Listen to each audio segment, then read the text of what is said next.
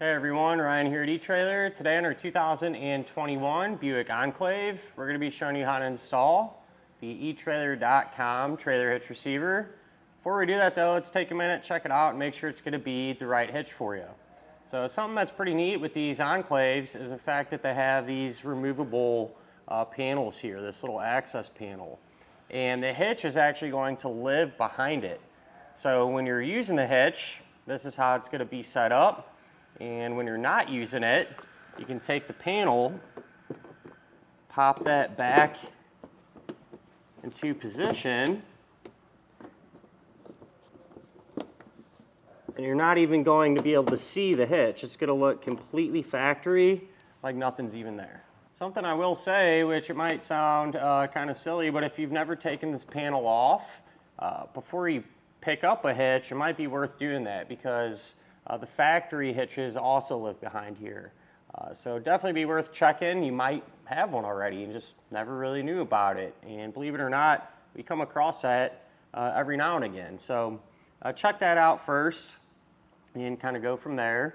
But having a hitch back here is going to really help open up your opportunities on what you can do with your Buick. You know, if you're trying to pull a trailer around, use accessories, or a little bit of both, this one is definitely going to allow you to do that. I do want to address one of the questions a lot of people wonder, and that is a hitch going to interfere with the hands-free liftgate assist? And the answer is no. It's still going to work exactly the same way as it did before without the trailer hitch on there. So kick your foot under there and everything will open up like it should. Compared to some of the other hitches available, they're all going to be extremely similar. Really not a ton of differences between them. They're all going to sit in the same area and look the same, perform the same, so on and so forth. I am a fan of the eTrailer one over the others, really because of the finish. This has a matte black carbide finish, and to me, from my experience, it seems to be a little bit tougher and hold up a little bit better than the other ones. This is going to have a 2" by 2" receiver tube opening, which is a super common size. A lot of stuff will work with it. It is going to use that standard 5/8 pin and clip. Keep in mind though, one doesn't come with the hitch. If you need one, not a huge deal. Grab it here at eTrailer. A lot of times if you end up buying a new accessory, they'll come with one, so something to look out for. Safety chains are relatively large, pretty easy to get to, and just about any size hook should work out pretty well. And in case you're wondering too, so right here we have some trailer wiring installed. This doesn't come with the hitch, this is a separate part, but if you're going to be pulling trailers, you're going to need a way to power up the lights. And so you can always grab that as well if that's what you plan on doing. But even with all that there, again, kind of back to the hook, a little bit different style, still don't have any issues. As far as the weight capacities go, going to have a 750-pound maximum gross tongue weight rating, which is the amount of weight pushing down on the hitch. That's a really good number, and you'll be able to use pretty much any size bike rack or cargo carrier that you'd want to, for example. As far as the maximum gross trailer weight rating goes, that's going to be 5,000 pounds, or the amount of weight pulling on the hitch. So that is the weight of your trailer, plus anything that you might have in or on it. This can be used with the weight distribution system, which is a separate component. What happens if you use that, it's going to keep your trailer and your Buick level whenever you're pulling it down the road. So that's pretty popular on campers, enclosed trailers, things like that. So if that's something you plan on doing, might be worth looking into. However, even if you do use that system, the capacities are going to remain the same at 750 and 5,000. Now with all that in mind, I do always like to recommend, never a bad idea just to grab your Buick's owner's manual. That way you can check in there and make sure that your SUV can handle that much weight safely. To begin our installation, we're going to be here at the back of our Buick, and since we need to remove our fascia, you can open up your rear hatch, and that'll give us access to a few fasteners right here along this edge. We're going to have these plastic covers here. There'll be 2 of them. You can just take a small flathead screwdriver and just pry those open like that. We'll have a 7mm socket. We'll pull them two out.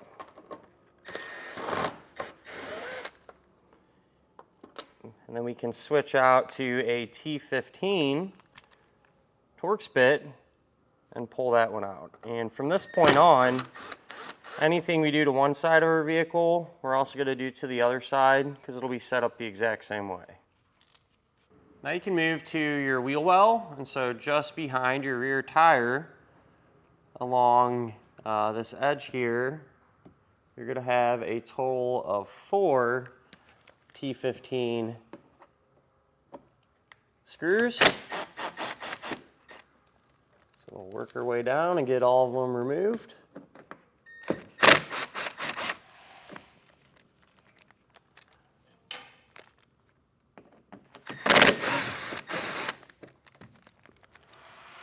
Then once we get this last one out, what you can do is take your wheel well liner, just kind of tuck it back out of the way, and that'll give us access to another fastener, which is located right there in this little pocket. And so we'll grab a 7mm.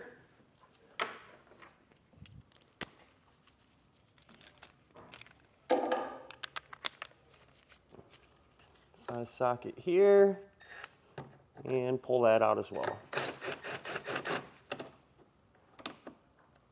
Moving underneath the vehicle now, on each end here, we're going to have a single T15 Torx bit screw. At this point we can get our fascia removed, and it definitely helps if you have, someone that can give you a hand with this part. And what I did as well, I took some painter's tape and just run it along the seams here. That way, if you bend the panel funny or something, we're not going to scratch your paint. But it's come apart pretty easy. You can start at the corner and carefully just kind of work your way around. Get about the same on the other side. It'll come off. And in our case, we have an electrical connector over there on the driver's side that we can get disconnected. To get this disconnected, you got this red tab here. You want to push up on that and then down on that center portion. That'll release, and now we can set our fascia off to the side. Underneath the vehicle, what we're going to do is support our exhaust, because here in a moment when we undo some of the bolts, the exhaust isn't going to be completely supported. And so I just like to take a strap and run it from side to side, and that way it'll have a little support. We can kind of control how fast and how far we actually let our exhaust come down. What we can do, on top of our bumper beam, we're going to have two 15mm nuts. Remove those. And I like to leave one on hand tight, just a few threads. And then below it, there's two 15mm head bolts, and that's why we use that support strap on the exhaust, because when we pull these out, these are helping to hold everything up. Pull them up and kind of push it out of the way here. And now you can remove those nuts that we left on hand tight.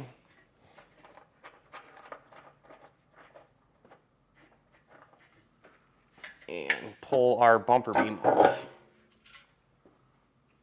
Real quick, how the hitch is going to work, essentially it's going to replace that bumper beam that we just removed. And these portions here coming off the hitch, these are actually going to slide into the frame rails, all right? And then these holes are going to line up with holes that are already in the frame.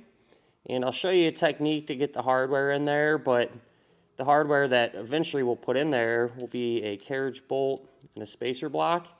And so these are going to end up sitting like this, going through the hitch and through the frame, where they're going to come out and be exposed on the bottom side of our vehicle. Having a look, just so we have a visual, inside of the frame rail, this hole and that one further up, those are the ones that we're going to use to get our hardware through the hitch and through the frame. We'll grab our hitch, work it into position. And just for the time being, till we can get everything lined up and everything, I'm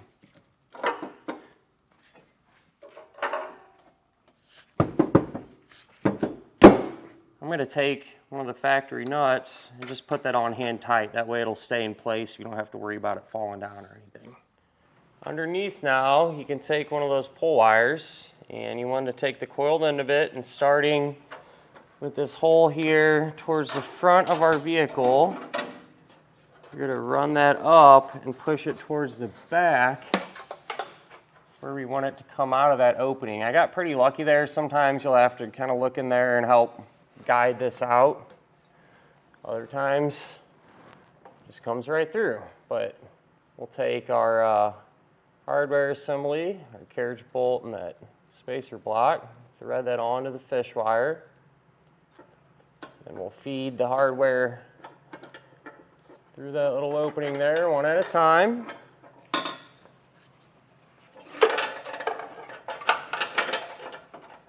And drop it down. And we're going to do that same exact thing for this hole right here.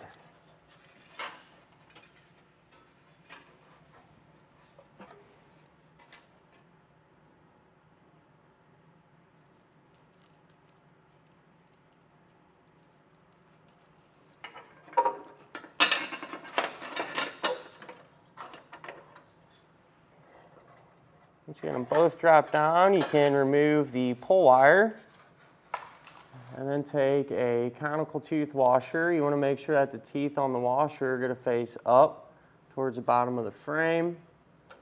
You carefully slide that on. And what I like to do is just kind of apply a little side pressure to the bolt using the washer to keep it steady. That way we can get the nut started. I'm going to do that same exact thing for the other bolt coming down through.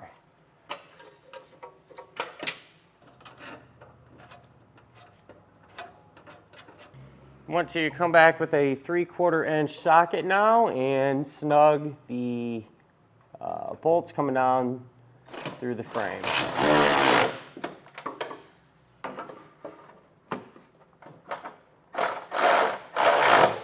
Come back with a torque wrench now and tighten down our bolts coming through the frame to the amount specified in your instructions.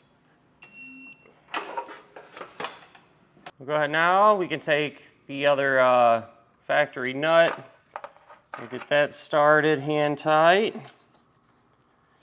And then our exhaust, or this bracket here, we're going to have these new bolts. So it's this style of bolt, conical tooth washer.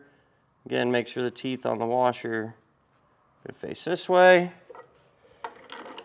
So we'll get these lined up here and get them all started hand tight. Once we're happy with that, we'll snug them down. So 15 for up top.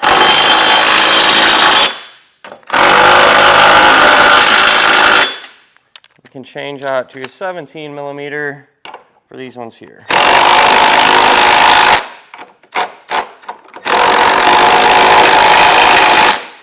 Now it's time to torque all this hardware down. And just kind of a pointer here, a lot of times the hitch isn't going to sit this part perfectly flush with this bulkhead here. That's pretty normal. And so when you're tightening these down, it's not bad to kind of alternate, right? So, you know, maybe hit this one for a few turns, this one for a few turns, so on and so forth, and that'll just kind of help bring everything in evenly. So come around and make sure they're all torqued. Since our exhaust is back up now and supporting itself, we'll go ahead and get our strap out of the way. At this point, the hitch is good to go. It's done. You can reinstall the fascia the opposite way that you removed it. But if you plan on doing trailer wiring, like we are today, I definitely recommend doing it at this point. And I say it because the trailer connector plug is going to be located right here. And it's just a lot easier to do with it wide open like this. Saves a lot of time. And so that's exactly what I'm going to do. I'm going to get that done real quick and we'll kind of pick up from there. So I got our trailer wiring all set up and everything, and time to put the fascia back on. So grab someone to help you if you can. Don't forget to plug in your electrical. And we're just going to carefully kind of line everything back up here. Snap it into position, and we'll come back and get it all re-secured the opposite way. Once everything's back together, if you're ready to use your new hitch, go ahead and pop that door off, and essentially you're good to go. But with that done, that'll finish up our look at and our installation of the etrailer.com trailer hitch receiver on our 2021 Buick Enclave.